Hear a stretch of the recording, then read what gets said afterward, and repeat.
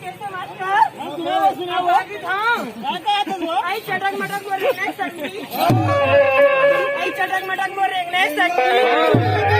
पुढे पुढे मुरगाळ हे आई चटक मटक बोल रेंगणे संगी पुढे पुढे मुरगाळ हे तभी भी पता संगी ये गांव के टूरा में एक नंबर माल है